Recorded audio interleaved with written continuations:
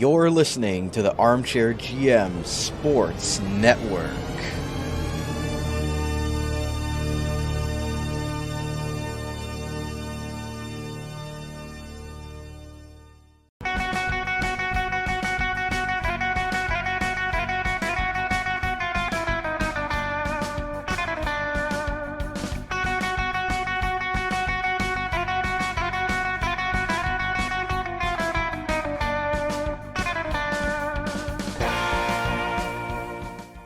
Time to sharpen those swords. You're listening to Sabres Semantics, a hard-hitting interview and discussion show featuring players, alumni, media, and all others who have or still cover the NHL's Buffalo Sabres.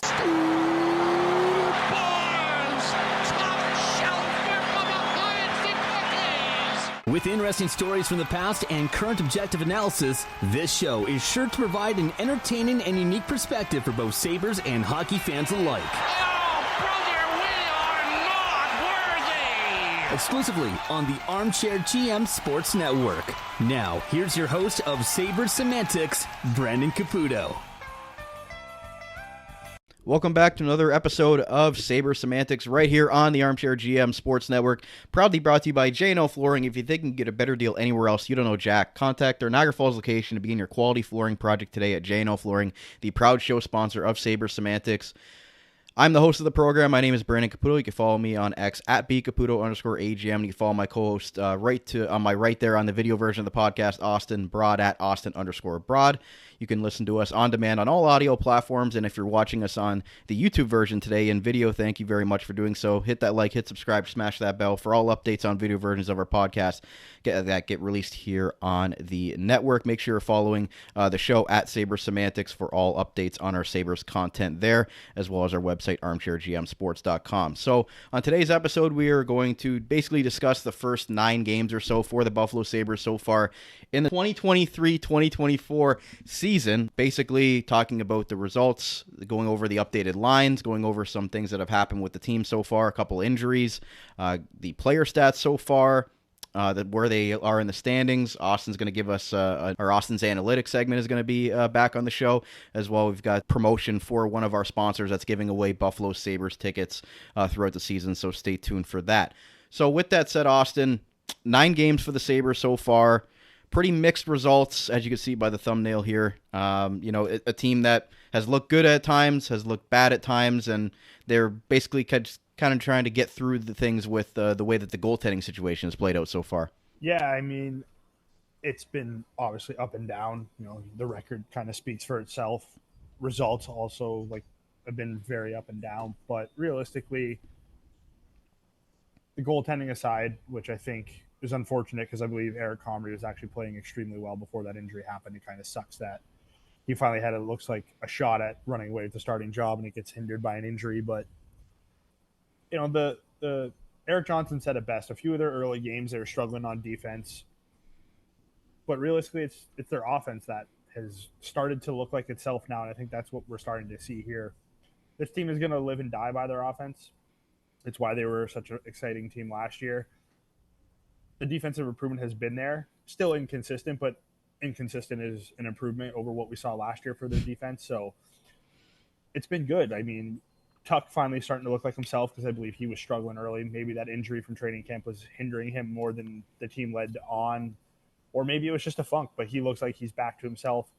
I like the lines that they've been going with. JJ Peterka looks like he's going to be able to make that leap. We kind of talked about it in the season preview episode. Somebody on this team is going to have to take a jump because we can't expect every player to have a career like they did last year. Middlestad's playing great as usual, but Peterka has really stepped up, and I think that's a really big thing because now it gives them the opportunity to have 3 lines moving. But until the results start turning in their favor, which I think the next upcoming stretch of games, they have a shot to really do that, it's really all going to be for naught because the expectation now is that this team is a playoff team. So some good, some bad, but I think in the last couple of games, even though they lost that New Jersey game, that getting that big win against Colorado was huge. I'm starting to see what this team can be and what they were last year, also with a bit of improvement. The penalty kill was terrible last year. It's fantastic this year. Power play let's be honest, it sucked last year, but Tage Thompson was able to kind of mask that this year. Power play still sucks, so that's something that they definitely need to work on. I don't know if Granato will change it up, but it's been a mixed bag is the best way I can say it, and who knows? I mean, the next stretch is going to be good, but I don't think this is what Sabres fans expected when the season started. But at the end of the day, it's only 9 games. 9 games doesn't kill you in the NHL. No, it doesn't. And while we're kind of talking about that, I've got it up on the video version for you following along on YouTube. And if you're listening on audio, you just pull up the standings. But through 9 games, I mean, 4-5, mixed results. Again, like their home record, 3-3 away from KeyBank Center. They're 1-2. Exact same goals for, exact same goals against, 27 for, 27 against. Again, that big win against Colorado a few days ago, gave us some hope there, especially even with technically their third-string goaltender, if you want to call him that, in Ukko-Pekka Luukkonen picking up his first career shutout. But again, like you mentioned, mixed bag of results so far, and through the 9 games, I mean, I pull them up here on the video version there. I mean, that the first 2 games against the Islanders and Rangers were pretty rough. I mean, those 2 games, along with the Montreal game, to me, were the worst games of the season so far. Yeah, and the Islanders and Rangers, it's the second game against the Islanders. The first go-ahead game of the year was a little bit different, but the first 2 games, it just kind of highlights. Again, the lines have changed since then, but those teams are the teams that the Sabres struggle against, especially with the way that the lines were, because those are heavy. We know the Islanders play their 1-3-1 trap. The Rangers now under Laviolette, they're going to play a similar style. The Sabres aren't. The best way to break that down is dump and chase. Sabres aren't a dump and chase team. I like the way that Granato has responded. I think he's found some nice chemistry here. Tage, Greenway. He's got some nice pairings there. He's now looks like the last couple of games, it's Middlestat, Cousins, Tage are your top 3 centers. I think he's done a good job of adjusting and responding to that. The results matter, but those first 2 games, it was extremely rough. But to me, that was more of a stylistic mismatch than anything. And the way the roster is constructed right now, I feel like those teams that like to muck it up and make the game ugly and slow are always going to be an issue for the Sabres, just because this team is built to play up and down, create off the rush, unless you're like that fourth line there. And we kind of saw it against Colorado. Like Joe's goal was off the rush, Peterka's goal was off the rush, Middlestat's goal was off the rush. Like that's the way this team is built to play. And when they're not playing those zone trap teams, we're seeing positive results. So it's unfortunate that we're going to have to play the Rangers and the Islanders a few more times this year, but scoring first has been huge for the Sabres this year. I mean, let's be honest, it's huge for every team in the NHL. If you score first, you have a better shot at winning. But the Sabres, it seems like scoring first is crucial for them. I agree with you that Montreal game was ugly, and that's why the power play has to be fixed, because the power play generated some really good chances against Montreal. Didn't really produce any results. So I don't care if you're generating chances. If you're not producing results, it's a failure in my opinion. So I hope this isn't a situation where, Montreal's record looks good right now, but let's be honest, that team's going to come back to earth. I hope this isn't a situation where 5 months from now we're like, man, like they dominated Montreal in the shot count and Jake Allen was a thorn in their side, and hopefully that doesn't rear its ugly head and haunt the Sabres in the future. But I think they're taking a turn for the positive here. Like I said, when we get into the preview in the next stretch, this is going to be a huge part of the season for the Sabres, because I think this will really determine if they are for real or not, because they've rebounded nicely, but you got to beat the teams that you're supposed to beat. We got Philadelphia coming up, Toronto, the Sabres and Leafs always play good games. Minnesota isn't all that great. I think Carolina is good, but not as good as people think that they are. Like there's winnable games coming up, and the Sabres can't have a performance like they did against Montreal in the upcoming, because if you don't beat the teams that are worse than you, you don't deserve to be a playoff team. Yeah, and we saw last year the 9-game losing streak, and they miss out by 1 point technically. So it's I don't expect a stretch like that to happen this year, but I think the comments made early in the season by Eric Johnson, those are really telling. I don't think we got a chance to talk about that on the show, but when he talked about we have to play team defense if we want to win games, I think that was a very strong but needed type of voice in the room. And I think it was a good thing for the team, because they know that this is a guy that just came from the Colorado Avalanche, who for the last several years have been a Stanley Cup contending team, have won a Stanley Cup. So I think having a guy like Eric Johnson in the room saying something like that, it isn't just going to be, blown over by the guys. I think they took that to heart, and, it's something that they really need to work on. And I think I was okay with those types of comments.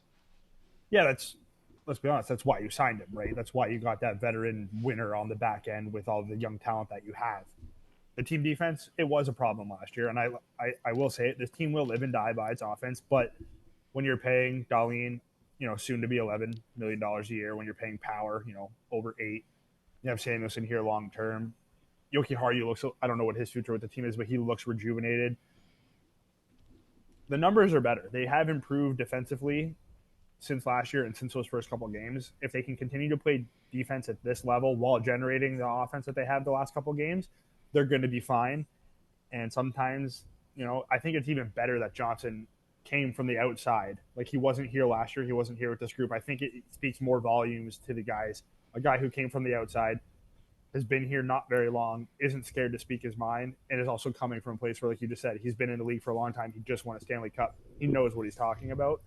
So I think it's important that he did that. I think it's important that the team has responded well to it, and I think it's extremely important that they continue to play well at the defensive end, because there's going to be games where your offense is, you're going to get, goalied is the word, where the other team is just standing on its head. So if they're standing on their head and the game needs to be 2-1, you need to play strong defensive hockey that you only give up that 1 or 2 goals. So I like that Johnson said that, and I think it was valued heavily by the team. And let's be honest, they've responded pretty well to it. I know the Devils game, they gave up a lot, but let's be honest, it feels like every time the Devils are on the ice, it's a 6-5 game no matter who they're playing. Yeah, I mean, the way Jack Hughes has started the season, and it seems like our good friend Lindy Ruff there has done some wonders with that team, offensively at least. Defensively and goaltending has been pretty rough for them. But yeah, it was a pretty run and gun game there for the Sabres in that 5-4 loss to the Devils. But I want to quickly touch on the player stats before we move on here, Austin. I mean, Jeff Skinner leading the way with 9 points in the 9 games. Darlene's got 2 goals, 7 assists as well.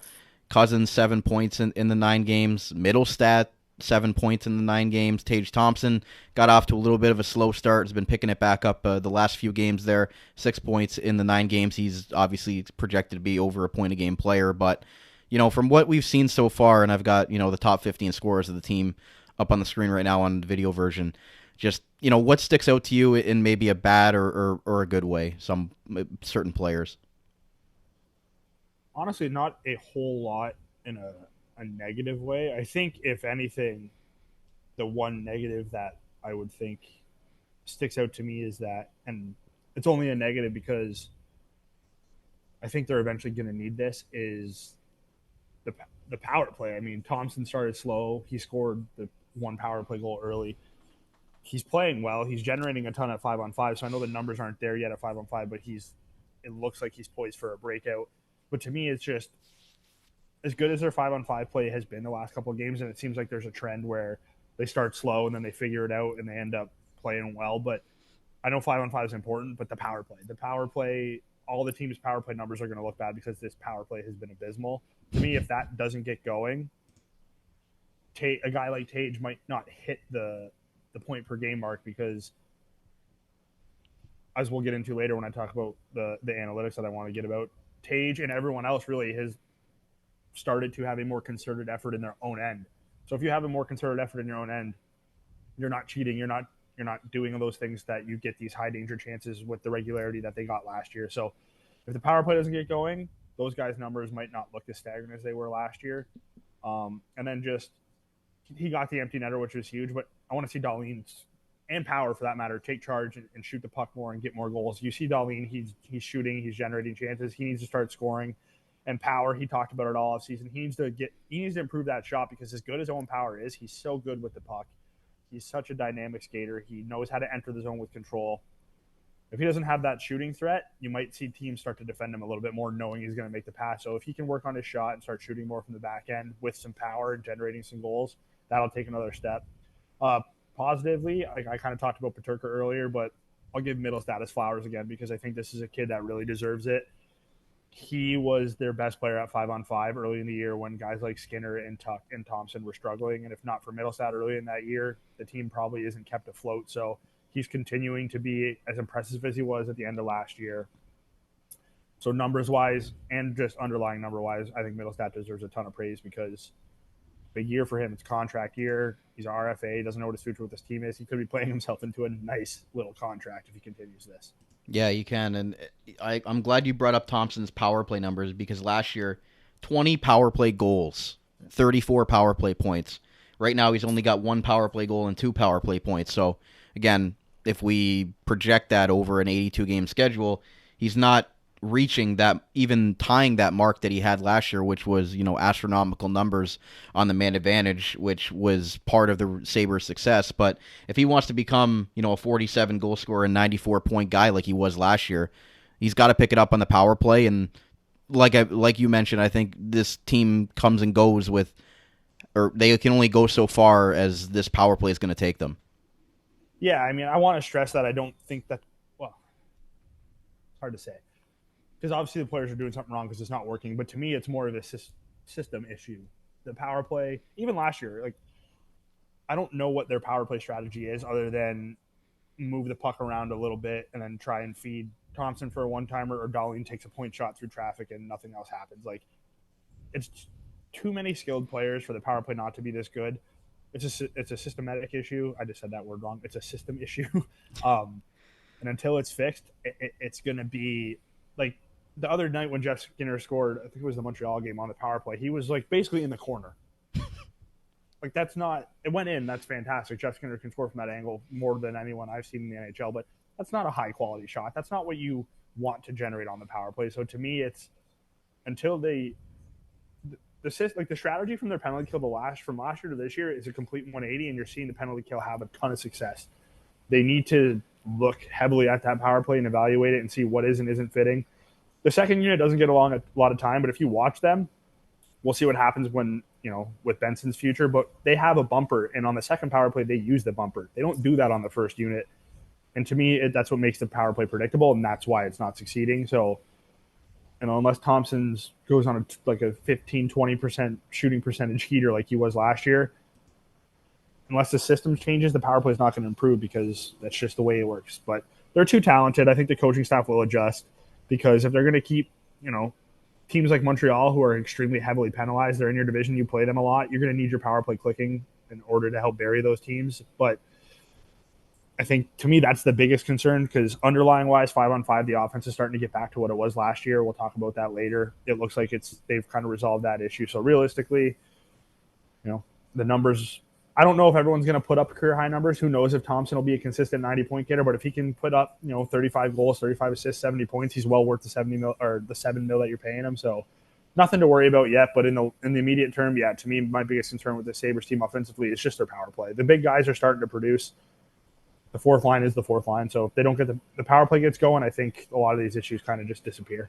Yeah, we'll talk about the lineup a little bit later. But Alex Tuch, obviously at the beginning of the year, was struggling big time, being able to generate any offense. He's up 5 points in 9 games, which doesn't look too great, but considering how the season started out for him, getting going a little bit there, 18 penalty minutes for him as well. But they've changed up the lines a little bit. Again, I'm just basically talking about the lines here, but Alex Tuch, those big guys, like you mentioned, they just haven't really been producing at the level that you expect of them. And, I don't really have an answer for why it wasn't working, especially on the man advantage. Like you said, there really wasn't much of a system other than trying to hit Tage for that, Ovechkin one-timer in the dot. But I scratched my head watching the first couple of games and watching the offense, try to generate on the power play, and it was really hard to watch at times. And again, Alex Tuch, this is a guy that you want to see get back to being a 25, 30 goal guy for this team, and he's such a leader on and off the ice, and he's a guy that you're going to need to be as a valuable piece if you want to be that playoff team. Yeah, and that's why I said I think maybe the injury that he had in training camp might have been a little bit more serious than they let on, because I remember, I think it was last week when the NHL kind of launched that NHL Edge thing where they released some of the analytics that were private to the NHL community. And when you looked at Tuch's numbers, small sample size, but his skating speed was down. His 20 mile per hour bursts were down per game. His shot speed was down per game, which really led me to believe that maybe the injury was a little bit more than they let on. But the last couple games, he's looked more like his old self. I'm going to guess, he's too good of a player. It's going to continue to trend in the right direction. So the worries were there and they were justified. But I think if you look at the last couple of games, you probably started to ease your mind a little bit. And now it's just, we got to watch the next couple stretch, because if he continues to look the way he did against Colorado and even the way he did against New Jersey, he's looking more and more like him old self. And if Tuck's going, it seems that they've separated Tage, Tuck, and Skinner. And if all three are going and driving their lines that are already I think he's too good of a player. That's why to me it was an injury. I don't think it's a trend that we have to worry about, but we'll see if he continues to produce the next couple games or if he kind of disappears again. But to me, Tuck's too good of a player. He's going to be fine. It was very shocking, though. It was extremely shocking to see him not have that shot, not have that burst, struggle to control the puck, struggle to gain entrance to the zone. It was alarming. But I think, like I said, talking to some people and just realizing, seeing that NHL edge numbers, seeing that his skating speed and all that stuff was down, I think it's pretty safe to say that he wasn't himself, and he'll get back. And before we move on to our break here, I just want to quickly touch on what your thoughts are of the defensive production so far. Dahlin's got 2 goals.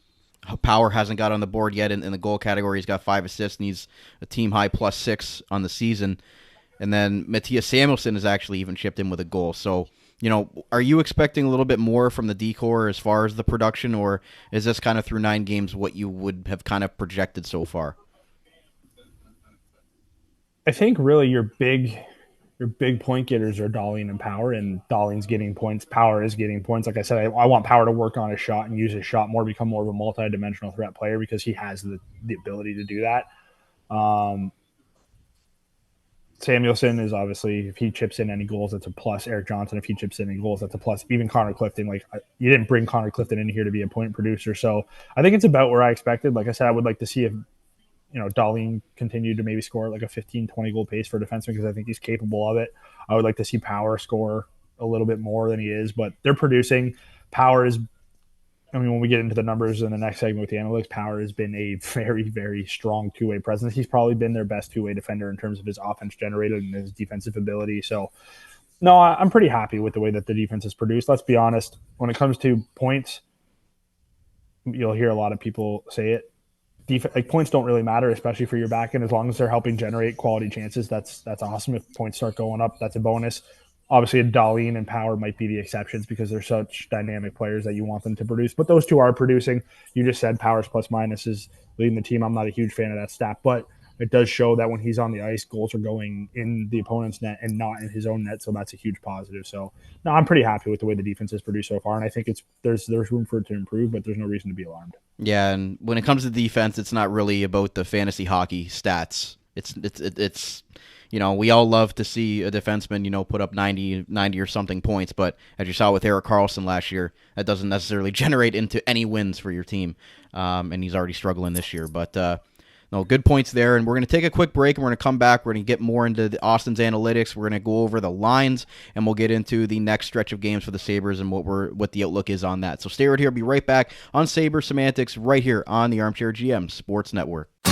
J&L Flooring is Niagara's specialty flooring and design company. They take great pride and provide elite customer service and support. With a beautiful showroom, great pricing, and a wide variety of truly unique products, J&L Flooring is your specialty flooring and decor boutique shop. All of their products are environmentally friendly and responsibly produced so you can feel good about your flooring choices. Their goal is to build authentic relationships based on honesty and integrity that they foster with respect and authenticity. Offering a unique and wide range of quality products presented by a knowledgeable and patient team, they simplify the process to make your life easier and to make your home more beautiful. Visit them at 4424 Montrose Road in Niagara Falls or find out more at jnlflooring.com. If you think you can get a better deal anywhere else, you don't know Jack at J&L Flooring. Niagara Golf Lounge features 2 state-of-the-art indoor golf simulators, allowing you to play some of the world's best courses all year round. The perfect place to indulge all season long. Don't worry about getting thirsty while you play around with your friends. Their fully stocked bar offers a wide selection of drinks, appetizers, and a variety of meals are also available to enjoy before, during, or after you play. Grab a seat next to the fire in their comfortable sports lounge. Didn't bring your clubs? No problem. They have partnered with TaylorMade to offer you the best rental clubs. You won't want to miss their exclusive NFL and NHL giveaways for the Buffalo Sabres and Buffalo Bills. Located in the Best Western Plus Cairncroft Hotel, 6400 Lundy's Lane in Niagara Falls. Visit NiagaraGolfVacations.com to learn more and to reserve your golf bay today. The Niagara Golf Lounge, Niagara's home for golf and sport all year round. Wild Bill's Auto Repair is your local center for auto maintenance and repair in the Niagara region. Since 2012, Wild Bill's Auto Repair and Body Shop has been helping customers stay safe and confident on the road, knowing their vehicles in top running condition through their services. Located at 7868 Oakwood Drive in Niagara Falls, the garage started as a tribute to the owner's father, William Robert Hunter, who passed away, continuing the same community spirit and high level of service which customers came to expect from him back at Hunter's Auto Repair. Their multi-award-winning auto shop has earned the trust of the Niagara community with its fair treatment of all customers who can feel confident they'll get the trustworthy advice and repairs during their visit. Their experienced crew loves meeting new people and looks forward to forming a lasting partnership for the care of your cars. To find out more or to book service, contact them today. 905-358-7868 or wildbillsauto.ca. Wild Bill's Auto Repair, helping customers stay safe and confident on the road since 2012. Are you tired of juggling multiple sports betting sites to find the best odds? Look no further. BetStamp is your all-in-one marketplace for sports betting where every dollar counts. Yes! With BetStamp, say goodbye to tedious two-step verifications and endless site hopping. You can bet like a pro with BetStamp's free tools, including a custom bet tracker, real-time score and odds updates, and more. You can bet on the NFL, NCAA, UFC, MLB, and more, all in one place. BetStamp simplifies it all, even for newcomers, helping you focus on winning. Do yourself and your wallet a favor. Download BetStamp on the App Store or Google Play and visit betstamp.app for more info. Bet like a pro today with BetStamp. You're listening to the Armchair GM Sports Network, the Niagara region's best local source for North American sports podcasting coverage. By sports fans, for sports fans.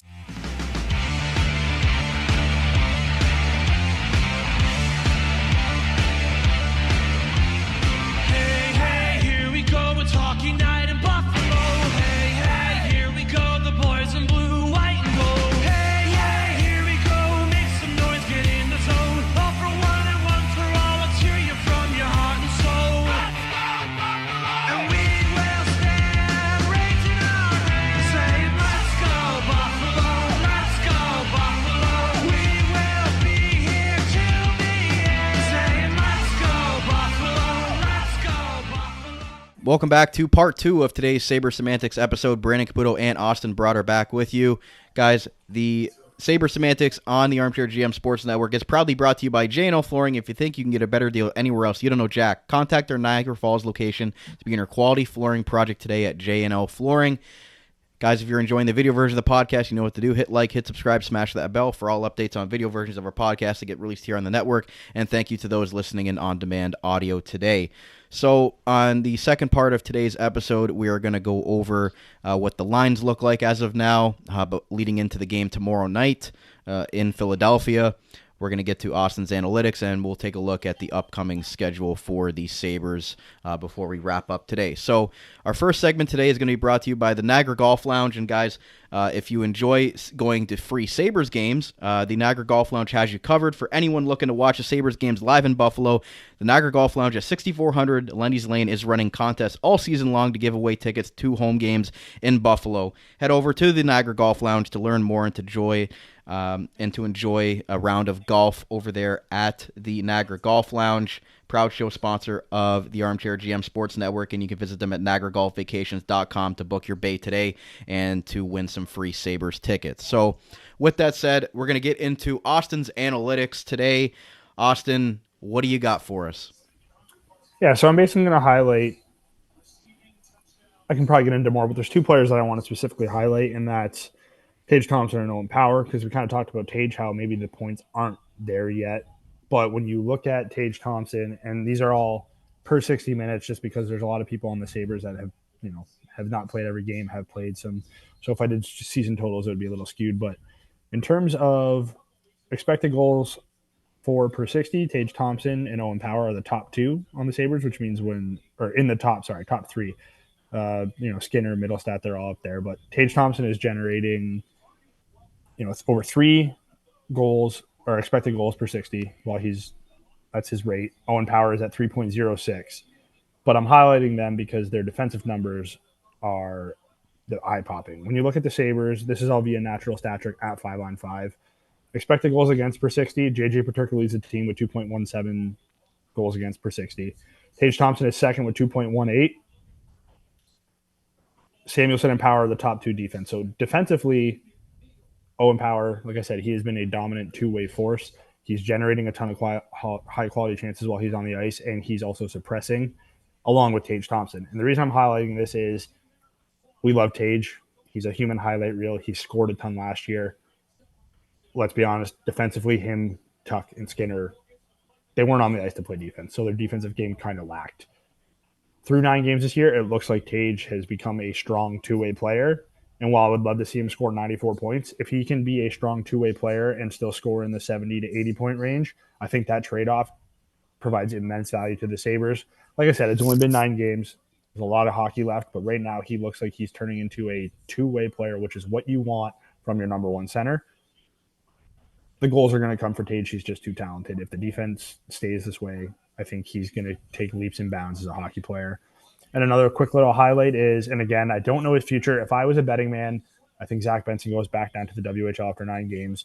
But Zach Benson is one of the Sabres' best defensive forwards, which is pretty insane for an 18-year-old.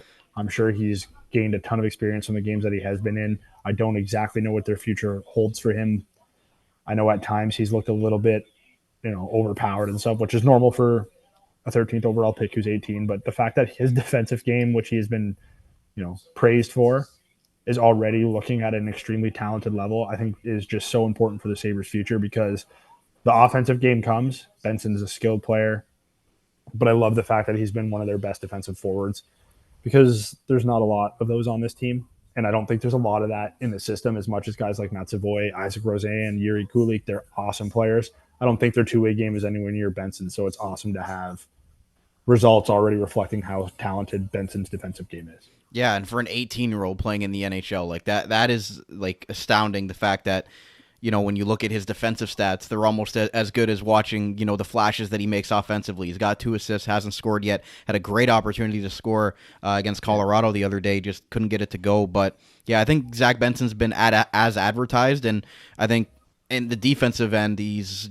giving you even more than what you might have expected there. He's so good with his, he's got such an active stick for a forward that, what he does in the offensive zone, he almost does the exact same thing defensively, where he's able to get in lanes and be able to, knock the puck off of somebody. He's not, a big-bodied physical guy, but the way that he uses his stick checks and the way that he's, shifty and stuff like that, it really helps him in the defensive end as well. Yeah, his ability to just retrieve pucks, whether it's in offensive end or the defensive end, and his ability to work along the boards and just get under people's skin and be able to force turnovers, it's awesome. He's going to continue to get stronger, which will be huge for him. But he is an extremely talented kid. I think he needs to be praised because I don't think he's going to stay here past 9 games. I could be wrong. I don't know. When he does get in, he has been playing, up and down the lineup. He got a nice shot on the top line last week. So I guess I really don't know. I guess we'll see at practice today when the lines come out if he's in or if he's out. But to me, he probably deserves to stay here over and be a regular over a guy like Victor Olofsson. But it's extremely hard if he's not a bona fide, he blew your doors off. It's just so easy for NHL teams to send 18-year-olds back down to junior and slide their entry-level contract. So that's why I'm a little bit skeptical that he stays. I would love for him to stay, but I think he just needs to get praised for what he's done because he's been an effective defensive player, and I really wish he would have buried that one because he did deserve it. Yeah, he did. So 6 games played. You can get up to 9 before he has to either, burn that first year of his entry-level contract or get sent back down. So, it's interesting to see, if he is going to stay up or not. I would love to see it, but as you mentioned, do you think maybe because they have such good depth organizationally at forward, with the guys that are in Rochester right now, with the possibility of Jack Quinn coming back, later in December, January, do you think that might play into it as opposed to maybe a team that really didn't have good organizational depth and would say, you know what, we might as well just keep this guy up because we really have nobody else that could even be an NHL player to call up at this point. Yeah, it's hard because they do have a weird dynamic here where if they can drag Benson's 9 games out, if they play him every other game, so he gets 3 more games before you have to decide. So if you can play him, 3 out of the next 6 games, the Sabres are now 15 games into the season. Savoy is on his conditioning stint. He can only play up to 5 games with the Amherst before he has to either be sent down or called up. They could theoretically just call him up and then same thing, give him his 9 games, but kind of stretch him out. And then once Quinn's ready, do that. So I think they have some options. To me, it was he forced their hand in the preseason. He was awesome. He's been very good still. But has he been good enough to burn that first year yet? I don't know. Like, I personally would, but I don't know how the team views it. I'm also not a contract guy. I don't necessarily understand the value of sliding an ELC another extra year, all that stuff. That's not what I'm here to talk about. So I think just with the Savoy dynamic and the potential of Quinn, it's been less and less lately, but was always that link to Patrick Kane. Like, I don't know. To me, there's just so many other options where the Sabres might just want to sit him out every a couple of games, stretch this 9 games out as much as possible, bring up Savoy, give Savoy his 9 games, same thing, stretch it out as much as possible, and then reevaluate there to see what they have to do. It just seems like that's the plan because I don't think if Savoy was going straight back to junior, he'd be in a conditioning stint in the AHL right now. I think there's a strong chance he also might get some games. Yeah, I think Wenatchee would be very upset if both of them stayed up. But, if they do end up going back down to the WHL, I think they'd obviously welcome that, and they'd have big seasons down there. But, we see with Boston right now and Matt Poitras, he could have went back to Guelph in the OHL, but it looks like he's going to be a mainstay for the Bruins. He's been playing in a middle six role, so if that's what they view Benson as, if they think Quinn might have a setback, might be a little bit longer, or even those guys from Roch aren't ready, even though we know that there are a couple of those guys would probably be ready to get called up. It's just a weird situation, but a good situation to have, because how long have we been talking about the Sabres, over the last 12 years, that they really haven't had the depth organizationally to be able to overcome certain injuries or even have the luxury of sending a guy back to really develop for another year. Yeah, no, they have great organizational depth, and I think, Kulik could probably be up here. He's now off to another hot start down there. Isaac Roseanne's off to another good start for Rochester. So they do have the depth, but just the junior dynamic with Benson and Savoy does give them a nice little wrinkle here, and we've already seen it. They're stretching out Benson's 9 games as long as they can by not playing him every day, when if you really look at him, he probably deserves to be playing every day, as does a guy like Tyson Jost. But when they have, not only Victor Olsson, who has scored in the NHL before, for whatever reason, let's be honest, he's still here. So they kind of have Jost, Benson, and Olsson rotating. Like I said, to me, I can just see it. It's a seamless transition to send Benson down, bring up Savoy, and just continue that same 3-player rotation until his 9 games are up, and then they can kind of see where they're at. So to me, I think that's where they're going with this. But who knows? Maybe Benson forces their hand because he has 3 unreal games over his next 3. So good stuff there from Austin's analytics. We'll move on to the forward lines here, Austin. And at the time of recording, these are what the lines look like as of now, before practice this morning and leading into the game tomorrow night against Philadelphia. Jordan Greenway, Tage Thompson, Zach Benson. But again, we'll see if Benson's going to be in the lineup or not. Skinner, Middlestat, Peterka on the second line. Jost, Cousins, and Tuck on the third line, and Jost obviously scoring against the Avalanche's old team there. That must have been nice for him. And then they've got Girgensons, Krebs, and Okposo on the fourth line. So, what have you thought, of the way that Don Granato and his coaching staff have gone about the line combinations for the forwards, at least through the 9 games? Yeah, no, I think they've done a good job. Like I said, I think they adapted to what the first 2 games were, adjusted accordingly, and made some nice moves. Benson, before that Colorado game, it was Cousins with Greenway and Thompson, and then it was Middlestat, Skinner, and Tuck, I think it was. I like that they've been able to, not have 2 of the big 3 together. They're able to split them all up and each put them on their own line. I do like the depth now that they have, whether it's Jost can play center or wing. So I do like that they're able to now have Thompson, Middlestat, and Cousins as their top three centers. I do like what they've been able to do there. The fourth line is the fourth line. I do think that line will get into some trouble when they play against those high speed teams like Colorado. You might see them get hemmed in their own zone a little bit too often. But at the end of the day, that fourth line is there to just not give up goals and be a pain in the butt. And that's what they've been. So I like what they've been able to do. It'll be interesting. Like, we just talked about the Benson dynamic. It'll be interesting what they do when Benson isn't playing, because I don't like Olofsson was on the fourth line with Girgensons and Oposo, and then they had Krebs like on that third line. So it'll be interesting if Benson isn't in, who fills that spot. If they put Cousins back with Greenway and Thompson, I don't know. They got some room to play here, and Granato isn't scared to adjust. So, like I said, today when the practice happens, we'll see if Benson's in the lineup or not, who's in his spot. It'll be very interesting because I don't think you want to see Olofsson with Thompson and Greenway, and I don't think they want to either because he hasn't been on that line yet. I really want to get your quick thoughts on Victor Olofsson, because if you're following Austin on Twitter, man, it's pretty entertaining. Your thoughts on Victor Olofsson, and again, we know his deficiencies 5-on-5. We know what he can do in a good power play spot, even though they had him on the second power play unit. But again, this is a guy that's so polarizing because he's a guy that can put the puck in the net, but he can be so frustrating, defensively or just 5-on-5, just really not giving you a whole lot.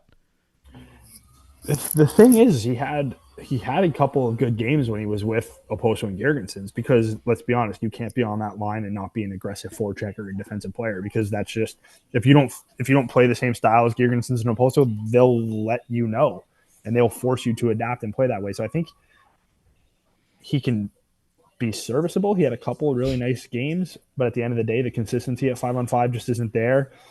And we talked about the power play struggles. If he's not producing on the power play, he doesn't bring a whole lot. Like, to me, Zach Benson aside, if he's not here, like, I see no reason why Tyson Jost can't be a everyday player for this team. He's not flashy. He's not going to score you a ton, but he is serviceable. He makes an impact like we saw with Colorado. He can play multiple roles. He can play up and down your lineup. So whenever Quinn's healthy or whatever they decide to do with Benson, I think Olofsson has to be your extra forward. I don't mind sitting the 18-year-old every now and then and having Olofsson go in, but if you're going to rotate Jost and Olofsson, I think that's a mistake, because your lineup is significantly better with Tyson Jost, and I think that's been shown. We'll move on to the defensive and goaltending side of things here quickly.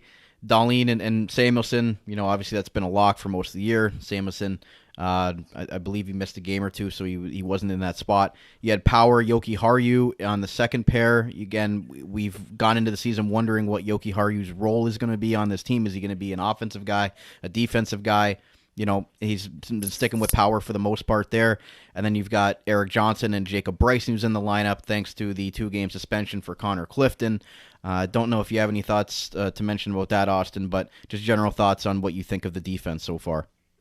I mean, I like the defense. I think, I know Dahlin is arguably, like I said, this team's best player. I think you would be hard-pressed to find somebody disagree with what I'm about to say, and that's very clearly to me that Owen Power and Yoki Haru have been their best pair.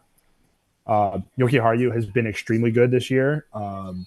He's had his wrinkles. He still has a few plays where he messes up, but the fact that he's been able to adapt his game, have some strong defense while playing alongside Owen Power, whose defensive game has also taken another step, I think that's a big deal. Eric Johnson, to me, he's been immensely valuable for the penalty kill resurgence that we've seen. 5-on-5, he's a little he's older. It might be a little bit tougher for him, but he's also not playing a lot at 5-on-5, so I have no issue with him there. I like the veteran leadership that he brings. Bryson's only going to have one more game before Clifton's back. Obviously, with the contract that you get Clifton, he's an everyday player on this team. But it will be interesting to see what the future holds for Bryson. I didn't mind him against Colorado. I don't think he did anything inherently bad. I don't think he did necessarily anything inherently good either. But I guess if that's what you want in the seventh defenseman, he's not hurting you. He's not doing anything for you. Who cares? He doesn't have to be in the lineup every day. Yeah, and again, if sometimes you don't notice a defenseman, that's a good thing, especially a defenseman that's not supposed to be putting up big points or, being one of those guys that's one of your shutdown defensemen. Like, you're not going to notice them a lot. You're not going to hear their name called a lot. But again, that doesn't necessarily mean a bad thing. That might honestly be a good thing in most situations, that they're not giving up bad chances or getting beat on a rush or something like that, or losing a man out front. So, like you mentioned, I think Bryson did an okay job in that role coming in there while Clifton was out, and obviously he'll miss one more game for that. But as we look at the goaltending, and another injury to Eric Comrie keeps him out for a couple of weeks. Devin Levi's been on the shelf for about a week. So Ukko-Pekka Luukkonen and the three goalie system that has actually kind of played out in their favor right now. The fact that they kept all three of these goaltenders up, because two of the three have been hurt. So UPL gets the shutout in that start against Colorado. Comrie, in the starts that he made after Levi got hurt, before he eventually went out for a couple of weeks, they're hopefully going to get Levi back tomorrow night against Philadelphia. So, where do you think this stands right now through the 9 games? Have we really figured anything out about this 3 goalie rotation? No. I mean, if we're being honest, like I said, I think Levi, I don't think it was necessarily a workload thing when he played the first 4 games and whatever injury he has, but very clearly there was a lot of pressure on him. I don't know necessarily how much that played into it. He looked solid in a couple games, struggled in some. In that Calgary game, which I'm guessing is the game that he got hurt in, he just didn't look right. Looked like he was tired, fighting a lot of pucks and stuff like that. So I think the emergence of Comrie was so good to see, because not only was Comrie playing good, but he was able to take some pressure off of Levi, which I thought was phenomenal.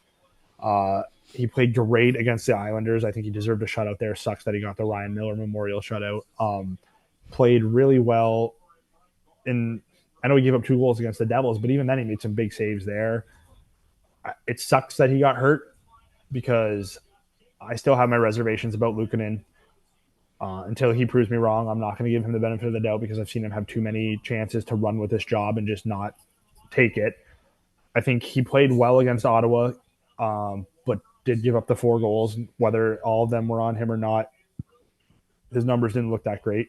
But he played well. He was a big reason why they were up 5-2 at one point in that game. But I think he really struggled in the New Jersey game. Granted, it was in relief. Granted, it was against a high-powered offense. I know some of the goals were deflections. But we saw Vitek Vanacek, who struggled in that game. The Sabres scored a lot on him, but he made countless breakaway saves, 2-on-1 saves. He made some big saves. I just didn't feel like they got that from Luukkonen.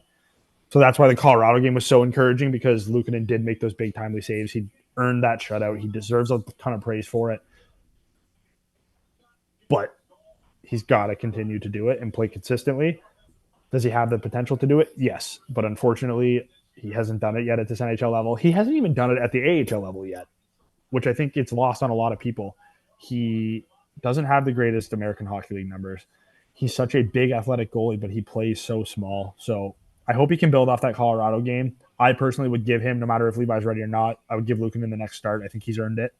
That being said, if Levi's back, Luukkonen's playing good. Hopefully they can push each other, because losing Comrie is going to sting. I think Comrie, dating back to the preseason, was starting to look more like the goalie that they signed. Is he a bona fide, legit number 1? No, but Comrie was playing, to me, at a level that was capable of taking some pressure off the young goalies and saying, hey, if you need a breather, I can take the load for a little bit. Sucks that he's out for a couple of weeks, because now the pressure was already on Levi and Luukkonen to a different extent. The pressure is even worse now, because that's the only 2 NHL goalies that they have right now. Yeah, and really the veteran in Comrie is out for multiple weeks here. So, one of these 2 young goaltenders is going to have to, step up here. And we've seen Luukkonen, over the last couple of years, he has a great game like he did against Colorado, and then, lays an egg in the next game, or, he just can't get on a consistent rhythm or roll of stacking 3 or 4 wins together, keeping the team in it. It's always like a one good game, one bad game with him. And we saw in that Colorado game, that first 10 minutes, Colorado was really pressing. They could have probably scored 2 or 3 goals. He did a great job of keeping them in it and ended up not surrendering a goal to that team. I know, Makar was a little bit banged up, but that's still a lethal offensive team. But if they start getting into run and guns with, like you mentioned, the New Jerseys of the world and, other teams in the Eastern Conference that can score a lot of goals, upcoming with the Toronto Maple Leafs, perfect example, is he going to be able to come up with those big saves when they need him to? Not necessarily, if it's going to be a 5-4 game, is he going to make that one extra save as opposed to the other goaltender to be able to get them that victory, and we just haven't seen that consistently from Luukkonen at all. Yeah, you said it perfectly there. To me, that's what remains to be seen. Can he make the timely save? And can he just he's proven that he can do it for a limited stretch. I mean, he won Rookie of the Month last year. I forget what month it was, but he's just never been able to string it together. And the Sabres have given him plenty of chances. This is just another one, another chance for him. Can he run away with it?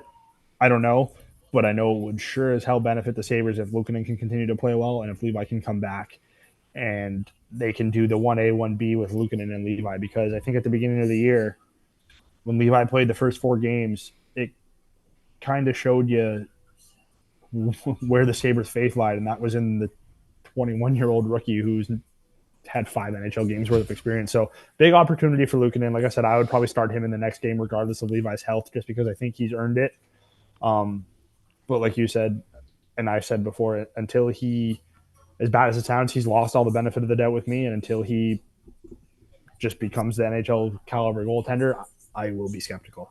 Yeah, I mean, it's not technically a back-to-back against the Flyers, but it is back-to-back games. So you would assume that, if Levi is back at practice today, maybe they, because of Luukkonen's strong performance against Colorado, they say, okay, let's see it again. Let's start him in Philadelphia against a team that's probably, overachieving from what we expected the Flyers to be coming into this year. Let's see what he can do in a hostile environment like Philadelphia if the crowd, doesn't get to him, or if he can just, like you said, start to stack those performances and not go good, bad, good, bad. So I would be okay with seeing Luukkonen tomorrow in Philadelphia and then get Levi back in the net Friday night at home against the Flyers. And then you got Saturday against the Leafs. So, you have a technical that's the only thing, back-to-back. right? That's the only thing. If you're going Levi Friday, that means you're likely going Luukkonen against the Leafs, which, I mean, Luukkonen played well against Colorado. If he plays well against Philadelphia tomorrow, if he does get the start, if he were to put another good game in there, probably gives you a lot more confidence saying, hey, we can throw him in against Toronto. So to me, it's Luukkonen, to me, should start tomorrow night no matter what. If he plays well, you kind of have some options. You can play Levi at home against Philadelphia, like you said, a team that's probably overachieving. Might be a nice opponent for Levi to ease himself back into.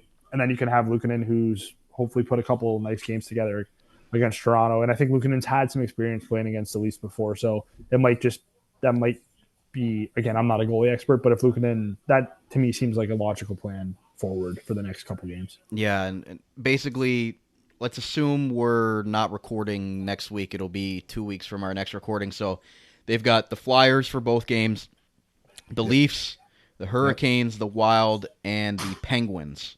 So out of those that's games, 6 winnable games to me. Yeah. Are they going to win all 6? No, I don't think so. But to me, really, Carolina, because Buffalo-Toronto is a rivalry game, so no matter what the records say, I do think Toronto, depending on who's in net, they haven't been the greatest lately. But rivalry games are always close. To me, it's Philadelphia is 2 winnable. Toronto is a rivalry game, so you never know. Carolina might be a little tough. Minnesota hasn't been anything special to me when I've seen them this year. And Pittsburgh, they're not the Pittsburgh Penguins that we grew up watching anymore. They're not. So to me, they're not outmatched in any single one of these games. So this is a really big stretch for the Sabres going forward. So out of the 6 games, possible 12 points, Austin, or what are you hoping for when we record in a couple of weeks again, that they've come out with X out of 12 points? I would say, to me, success would be 8 points. It's 4 and 2, 4 wins. I was going to say 7. I was going to say 7. To me, the bare minimum is, I'm not thrilled with it, but I'm not disappointed if they end up with like a 3-2-1 record. To me, the key for the Sabres, and I think it was the key for them last year, is they got to turn some of these losses just into overtime losses and get those loser points every now and then, because those would be huge. But yeah, if you get anywhere from 7 to 8 of your next 12, you're in better shape than you were, right? If you go 4 and 2, you're now 8 and 7. If you go 3-2-1, you're 7-7-1. So if you're around there after this stretch, you've made up some ground. I do think some teams, especially in the division, are going to come back to earth. Even in the conference, like you said, we talked about Philadelphia is overachieving a little bit. I do think Montreal is also overachieving a little bit. Ottawa, They are decimated on the back end right now. I don't trust Korpisalo at all. Tampa Bay, I don't know. Is Jonas Johansson going to turn back into a pumpkin? I don't know. Right now, he looks 2 shutouts in a row. That guy, yeah, unbelievable.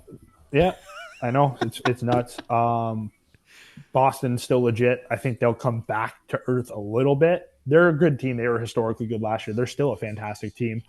So I don't know. This is a key stretch for the Sabres because if they can come out, like I said 8 points. You said 7. If they get one of those two outcomes, they at least position themselves to be in decent shape going forward and kind of negates this slow start that they had. But who knows? I've seen it all over Twitter. The Sabres usually start hot in October or September, October, and then fizzle out.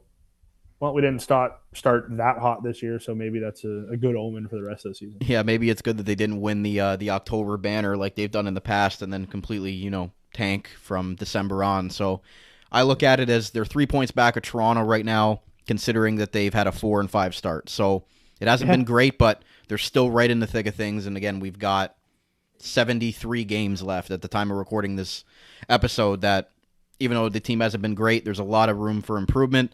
They're still, far in this thing. And if they pull out a win against Toronto on Saturday, they could be right in the thick of things within the top 3 spots in the division. So I look at it as, hasn't been great, but it could have been a lot worse. So they're treading water right now with the way the goaltending's worked out, but I'm okay with, the progress that we've seen in the last little bit. Yeah, 100%. Like I said at the beginning of the show, it's been a mixed bag. 9 games. The first 9 games won't typically kill you. I don't think these 9 games will kill the Sabres as long as they rebound. And like I said, to me, the next 6 games are very winnable. Obviously, you don't have to win all 6. That would be just cruel to expect that. But you get 4 wins, maybe a loser point here and there. You set yourself up. You're feeling pretty good. Like I said, I know Philly's overachieving, but it might be crazy for me to say it, but they don't scare me that much. Toronto, it's Toronto. They'll never scare me as good as they are. They're the Leafs. I'll never think the Sabres don't have a shot because rivalry games are insane. Minnesota, I don't know. Their coach doesn't like to play their best players together, so they're such an up and down team. And the Penguins still have a lot of talent when you look at them on paper, but I watched Ottawa boat race them the other night. So it's the NHL, and any given night anything can happen, but the Sabres can really switch things around and get this back on track, and the schedule looks like it could be lining up for that to happen. So when we talk 2 weeks from now, we could either be really happy or really mad. Yeah, I mean, it's a big opportunity here. Great opportunity in the next 6 games to pick up, maybe 4 or 5 wins if possible. But again, we're not going to throw that on them, but we want to see, them continue to progress in the stuff that we've talked about offensively, and we'll see if Zach Benson's still up with this team. We'll see when Connor Clifton comes back. We'll see what happens with the goaltending when it, gets sorted out here with Levi and how much longer Comrie's out. So a lot of things to be answered in the next 2 weeks, and we look forward to talking to you guys then. So Austin, thanks a lot for doing this, and hopefully in 2 weeks here when we talk again, we'll have some more wins to talk about. Yeah, absolutely. So that's going to wrap up today's episode of Sabres Semantics right here on the Armchair GM Sports Network. As always, brought to you by J&O Flooring. Guys, make sure you're following the podcast on X at Sabres Semantics. You follow my co-host Austin at Austin_Broad and myself at Caputo_AGM. You can also like us on all social media platforms, Facebook, TikTok, Instagram, X, Threads. We're on all there for all of you guys. And thank you to those listening in on-demand audio and those watching today on the YouTube side of things. So for Austin Broad, my name is Brandon Caputo, and we'll talk to you again very soon. You're listening to the Armchair GM Sports Network.